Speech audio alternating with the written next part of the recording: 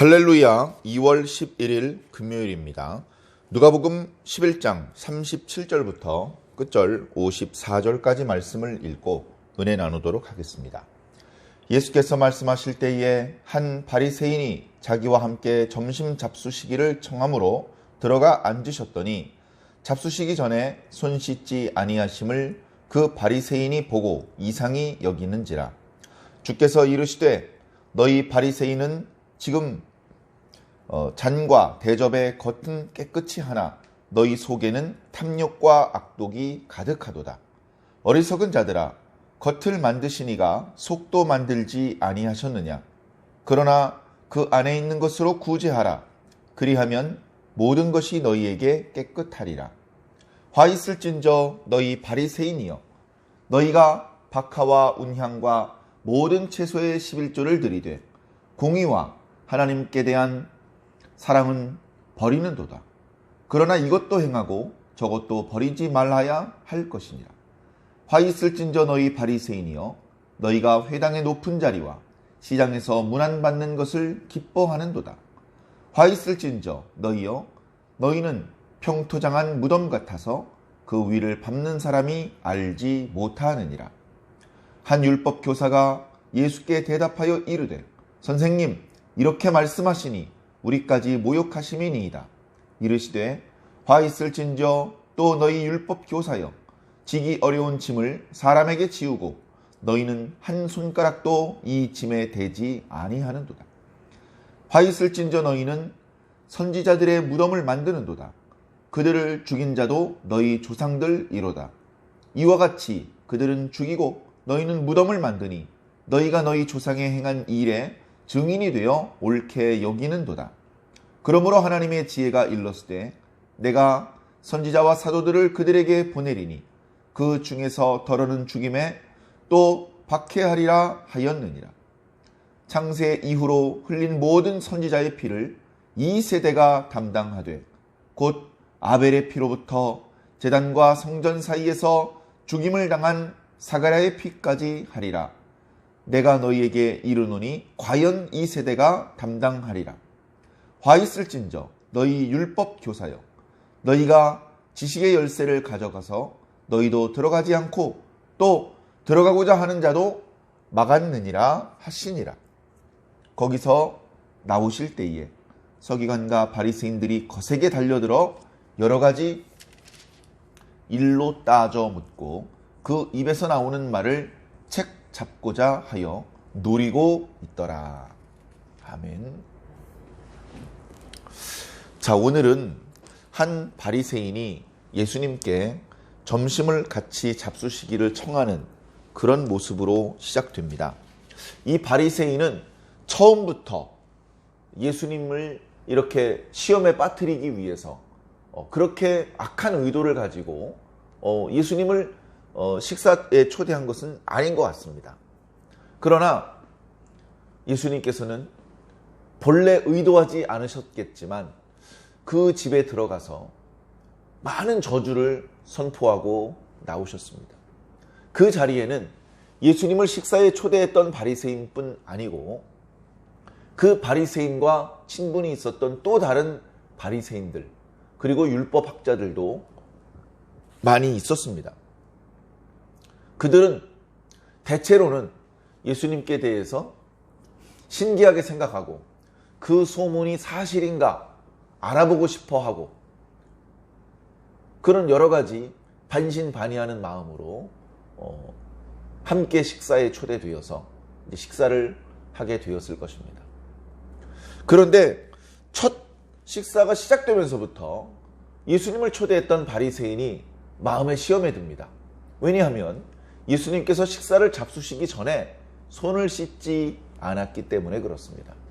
물론 율법에 보면 스스로를 정결하게 유지하는 것이 율법의 계명입니다. 그래서 자신을 더럽게 만들고 부정하게 만들 소지가 있는 것들에 대해서는 잘 주의해야 되고 예방해야 되는 것이죠. 손을 씻어야만 식사를 할 수 있다, 그런 구약의 계명은 없습니다. 그러나 그것이 이제 유대인들의 어떤 전통이 되었죠.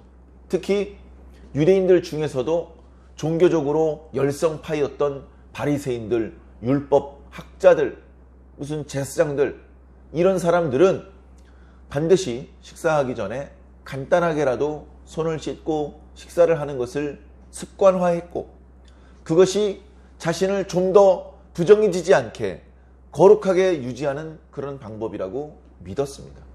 그리고 다른 백성들에도 너희들도 손을 씻고 식사를 해야 된다라고 이야기를 했던 것이죠.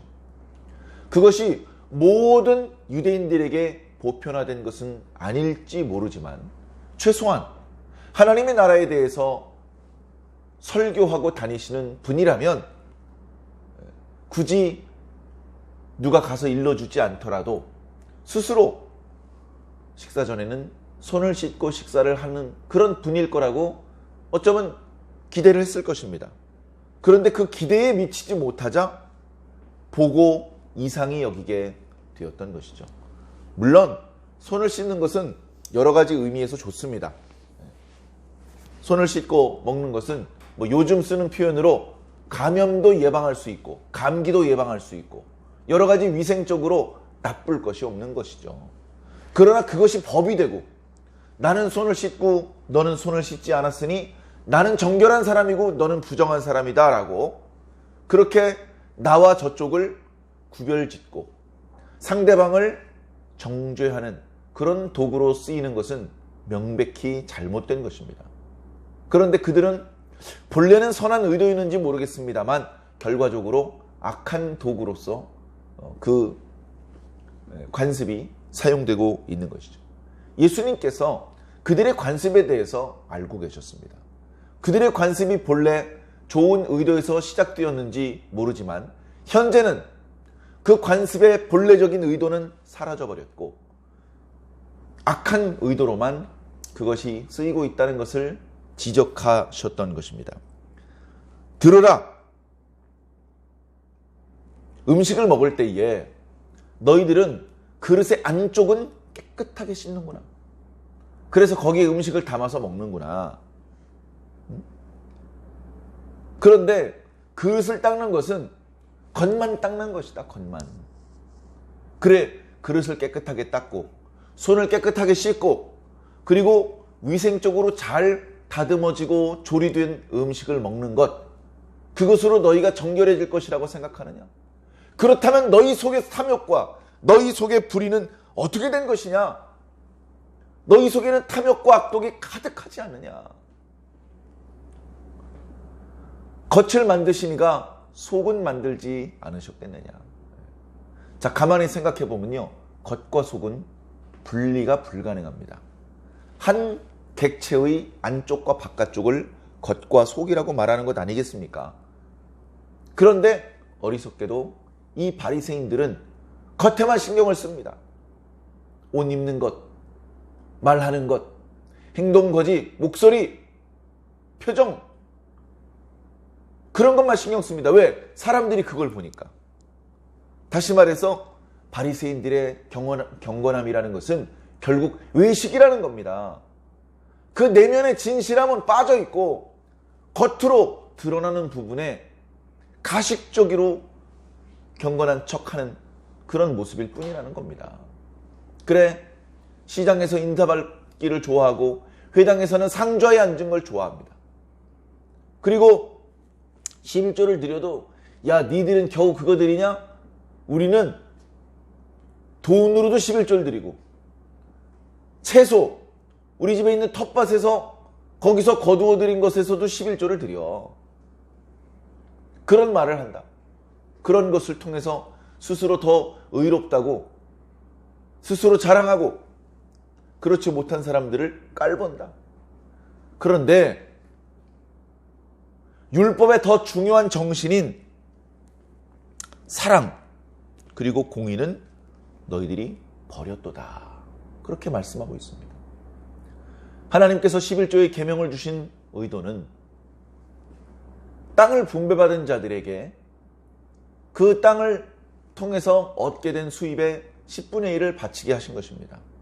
그래서 땅을 분배받지 못했던 레위 사람들이나 제사장들은 11조의 규례가 없습니다. 오히려 땅을 가지고 경제활동을 해서 수익을 창출했던 그 백성들의 수익의 10분의 1을 레위 사람들이 받습니다. 그래서 그곳으로 레위 사람도 생활을 하고 레위 사람들은 그것들 중에서 더 좋은 10분의 1을 다시 제사장에게 드리도록 했습니다. 그리고 그 11조에 3분의 1은 레위인이 쓰지만 3분의 1은 성전을 유지 관리하는 데 쓰고 또 다른 3분의 1은 고아와 과부와 같은 경제적으로 너무나 어려운 사회적 약자를 돕는 데 썼습니다. 그래, 땅을 분배받은 사람이 분배받지 않은 사람들보다 더 많이 11조를 내므로 해서 공평하게 만드는 것이죠. 균형을 맞추는 것입니다. 그것이 공의입니다. 그리고 사회적 약자를 도와주는데 그 11조를 사용하는 것이 하나님의 사랑인 것이죠. 그런데 그렇게 열심히 깻잎 10장이 수확이 되면 그 중에 한 장을 성전에 11조로 바치려고 하는 사람들이 사실 그 내면에는 공의 그리고 사랑의 정신은 온데간데 없다. 너희들은 마치 평토장한 무덤과 같다. 무덤이요, 우리 한국 사람들이 생각하는 무덤은 보통 이렇게 동그랗게 봉분을 만든 그런 무덤을 생각을 합니다. 물론 왕릉과 같은 경우는 더 큰 봉분을 만들기도 했었죠. 유대인들 같은 경우는 그런 형태의 무덤은 흔하지 않고 이렇게 언덕을 돌산을 깎아서 돌산 옆구리를 파고 들어가서 그 내부에 이렇게 시체를 안장을 하는 그런 형태의 무덤을 썼는데 결과적으로 무덤은 사람의 시체가 있고 온갖 더러운 것들이 그 안에 있기 때문에 그 무덤을 만지는 것만으로도 사람을 부정하게 만들 수 있는 것들입니다. 그렇기 때문에 이곳은 무덤입니다 라고 분명히 알립니다. 꼭 필요한 사람이 아니면 가까이 가지 마시오. 여기는 무덤입니다. 여기는 무덤들이 많이 있는 곳입니다. 그런데 너희들은 평토장한 무덤이다. 땅속에 시신을 묻어놓고 그 위에 흙으로 덮고 그저 거기가 무덤인지 아닌지 알 수 없게 그냥 평지로 만들어 놨어요.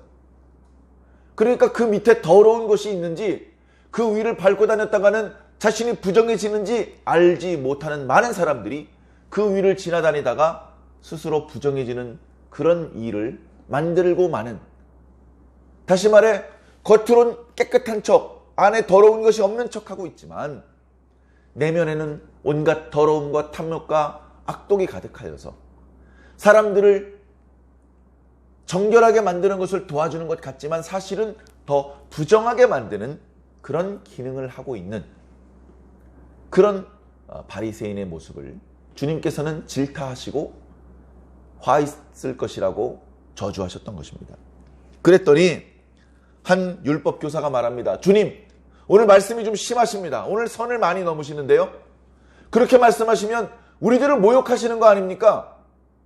죄송하지만 선생님이 많은 사람의 존경을 받고 있는 것을 알고는 있지만 말씀을 삼가해 주십시오. 이런 취지로 한 율법 교사가 말하자 주님께서는 조금 더 절제하지 않으시고 계속해서 당신의 말씀을 이어가십니다. 화 있을진저 또 너희 율법 교사요. 바리새인들만 잘못하는 것이 아니라 너희 율법 교사들도 잘못하고 있다. 율법 교사들의 일이 무엇입니까? 율법을 가르쳐주는 것입니다. 백성들에게 율법을 가르쳐주고 율법을 지킬 것을 권하는 역할을 하는 것이 율법 교사입니다. 그런데 정작 본인들도 지키지 않는 율법을 백성들에게 지키라고 이야기합니다. 백성들이 율법을 지키는 것이 버거워할 때에 손가락 하나로도 그것을 도와주지 않습니다. 그런 율법학자의 모습을 어찌 의롭다, 하나님의 뜻대로 일하고 있다 말할 수 있겠습니까? 계속해서 주님께서는 말씀하시죠. 너희들 보니까 선지자들의 무덤을 꾸미고 있더라. 왜 그러죠? 우리는 선지자의 후예다. 이스라엘의 선지자들이 전부 다 이스라엘 사람 아닙니까? 자신들도 이스라엘 사람이고 우리는 선지자들의 자손이다. 이렇게 스스로 자기를 장식하기 위해서 선지자들의 무덤을 장식을 합니다. 그런데 그것은 너희들을 선지자의 자손으로 증명하는 것이 아니라 선지자를 죽인 자들의 자손임을 증명하는 것뿐이다. 너희들은 너희 조상들이 선지자들을 죽였던 것과 똑같은 방법으로 너희 시대의 선지자들과 사도들을 죽일 것이다. 하나님께서 보내셨던 선지자 세례자 요한을 불과 얼마 전에 하나님께서 보내셨는데 너희들 중에는 하나도 세례자 요한에게 가서 세례를 받은 일이 없지 않느냐. 그것만 보아도 너희가 선지자의 자손이 아니고 선지자를 죽인 자의 자손이라는 것이 명백하다라고 주님께서 말씀하십니다. 뿐만 아니라 모든 이스라엘의 선지자를 죽인 사람들이 바로 이스라엘 사람들인데 그 모든 선지자를 죽인 피, 의인을 죽인 그 피값을 오늘 너희들의 세대가 담당하게 될 것이다. 아벨의 피로부터 제단과 성전 사이에서 죽이면 제단과 성전 사이면 얼마나 거룩한 곳입니까? 제단과 성전 사이 거기까지 쫓아가서 제사장을 죽일 정도면 얼마나 악한 시대입니까? 그런데 그 모든 죄값을 지금 예수님의 시대의 사람들이 담당하게 될 것이다. 실제로 예수님께서 부활 승천하시고 얼마 후에 예루살렘은 로마의 대규모 군대에 의해서 철저히 파괴가 됩니다. 그때 헤롯이 이렇게 40년이 넘도록 증축 공사를 했던 유대인들의 자존심, 예루살렘 성전이 파괴되었습니다. 잘 아시는 것처럼 바깥쪽에 있던 벽체 하나 남아서 그 벽을 오늘날 통곡의 벽이라고 부르고 있습니다. 성전이 그렇게 무너졌을 정도면 거기에 살고 있던 유대인들은 어떻게 되었습니까? 무수히 많은 유대인들이 학살되다시피 죽었습니다. 그 재난을 피하기 위해서 산속으로 광야로 많은 유대인들이 도망나가 겨우 목숨을 건질 수밖에 없었던 혹독한 재앙이 실제로 있었습니다. 두렵습니다. 겸손해야 되고 스스로에게 있는 불의하고 표리부동한 부분에 대해서 인정하고 안과 밖이 모두 깨끗해질 수 있도록 노력해야 될 것입니다. 주님께서는 마지막으로 너희 율법 교사여 너희가 지식의 열쇠를 가져갔다. 그것으로 하나님의 율법에 대한 지식과 그 율법을 해석하고 그 율법을 적용하는 너희들의 그 사명으로 백성들을 도와주는 것이 아니라 너희도 들어가지 않고 들어가는 자도 너희가 막았다. 너희들은 하나님을 돕는 하나님의 일꾼이 아니라 하나님의 일을 회방하는 회방꾼이다. 그렇게 말씀하시는 것이죠. 자, 그동안에도 유대인 종교 지도자들과 예수님 사이에 그닥 사이가 좋지 않았습니다. 좋게 말해서 반신반의하는 정도였습니다. 뭘 해도 밉게 보는 사람들이 더 많았습니다. 거기다 대고 지금 예루살렘 가까이 가시던 예수님께서 바리새인들과 율법사들에게 아주 본격적으로 저주를 선포하셨으니 이제 앞으로 그들과 예수님과의 관계가 어떻게 되겠습니까? 그러나 예수님께서는 그들과 오해를 풀고 화친하기 위해 오신 분이 아닙니다. 당신의 때가 얼마 남지 않으셨음을 이미 알고 계셨고 당신이 해야 될 말을 하셨을 뿐입니다. 빛이 어둠 가운데 그 빛을 발하지 않으면 어찌 그것을 빛이라 말할 수 있겠습니까? 예수님께서는 잠시도 그 밝음을 뿜어내지 않으실 수 없는 빛이셨기 때문에 바리새인의 집에 초대를 받으셨지만 계속해서 빛을 드러내실 수밖에 없었고 그 빛 앞에서 그동안 은폐되었던 바리새인과 율법학자의 추악한 그리고 외식하는 모습들이 드러나게 되었던 것입니다. 매우 곤란하고 매우 난처하고 부끄럽고 불쾌했던 그들은 예수님께서 그 식사하던 집에서 나오실 때에 거칠게 따져 묻고 또 따라다니면서 예수님께서 하신 말 중에서 고속거리를 찾기 위해서 주님을 노리는 그런 모습을 보이게 되었던 것입니다. 우리는 이 말씀 속에 나타나고 있는 바리새인과 율법학자의 모습은 조금도 닮아서는 안 될 것입니다. 오늘날 그리스도인들의 모습 중에도 어쩌면 바리새인과 율법학자, 예수님께 책망을 들었던 이런 모습이 어쩌면 많이 있을지도 모릅니다. 그것을 은폐하고 덮어놓고 감춘다고 없어지는 것이 아닙니다. 오히려 덮을수록 안에서 곪게 되고 더 심한 병이 일어나게 될 수밖에 없습니다. 우리는 그런 우리의 불의하고 온전하지 못한 모습들을 숨길 것이 아니라 마치 환자가 의사에게 환부를 감추어서는 안 되는 것과 마찬가지로 하나님 앞에, 주님 앞에 우리의 모든 불의하고 악독하고 부정한 모든 부분들을 솔직하게 공개해야 됩니다. 야단 맞으려면 맞아야 된다면 야단을 맞고 그리고 고침을 받아야죠. 밝은 빛 앞에 가서 더러운 부분을 씻어내고 고장난 부분을 고쳐내고 그래서 온전한 모습으로 다시 회복되어야 되지 않겠습니까? 그리고 하나님의 말씀을 아는 것으로 자랑 삼지 말고 그 말씀을 순종하는 것으로 참된 삶의 의미를 부여할 줄 알아야 될 것입니다. 우리나라에 기독교인들이 꽤 많습니다. 속된 말로 전성기라고 일컬어지던 1980년대, 90년대 우리나라 인구의 4분의 1에 해당하는 1200만 명이 기독교인으로 분류되었습니다. 그러나 교회가 세상의 빛과 소금의 역할을 감당하지 못했을 때 많은 그리스도인들이 교회를 떠났습니다. 다시 집계를 했을 때 그 숫자가 800만 명 정도로 급감했다고 합니다.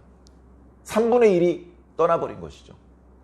그럼에도 불구하고 교회의 모습은 아직도 세상의 온전한 빛과 소금의 모습이 아닌 것 같습니다. 스스로 누가 비난해서가 아니라 스스로 말씀의 거울 앞에 자신을 비추어 보고 성경적으로 정말 하나님 앞에 부끄러움이 없는 진정한 모습의 그런 교회 모습인지 살펴보아야 할 것입니다. 그리고 성도는 한 사람 한 사람 개개인이 움직이는 교회이기 때문에 성도 한 사람 한 사람이 바로 하나님의 뜻대로 다스려지는 하나님의 나라인지 하나님께 진정한 예배를 드려지고 있는 성전인지 날마다 말씀의 거울 앞에 자신을 돌아보아야 될 것입니다. 조금이라도 모자란 부분이 있다면 바로 잡아야 될 것이고 많은 부분, 잘못된 부분이 발견된다면 대공사를 벌여서라도 어떡합니까? 바로 잡아야 되지 않겠습니까? 오늘 말씀을 읽으면서 예수님께서 유대인들을 책망하신다. 이렇게 남의 이야기, 강 건너 불구경 하듯이 이 말씀을 읽지 마시고 바로 나에게 주시는 말씀이다. 그렇게 받으시기를 부탁을 드립니다. 우리가 지금 하고 있는 신앙인의 모습, 그것이 잘못된 것이 아닙니다. 계속 우리는 신앙인의 모습으로서 살아야 합니다. 예를 들면 11조 생활을 해야 합니다. 그런데 기왕에 11조를 잘 하고 있다면 그 11조에 담겨져 있는 하나님의 공의와 사랑의 정신도 깨닫고 이해하면서 그런 마음을 함께 담아서 11조를 하는 것이 더 온전한 모습일 것입니다. 물론 11조조차 하지 않는 분들은 11조부터 해야 되겠죠. 신앙의 다른 모든 부분도 마찬가지입니다. 법은 없습니다. 11조를 안 하면 지옥 간다. 새벽 예배 안 나오면 믿음 없는 사람이다. 성경 일독을 안 하면 물성실한 신앙인이다. 그런 건 없습니다. 그러나 과연 우리가 할 수 있는 최선을 다했느냐? 만일 주님께서 그와 같이 물어보신다면 우리 중에 누가 떳떳하게 대답할 수 있겠습니까?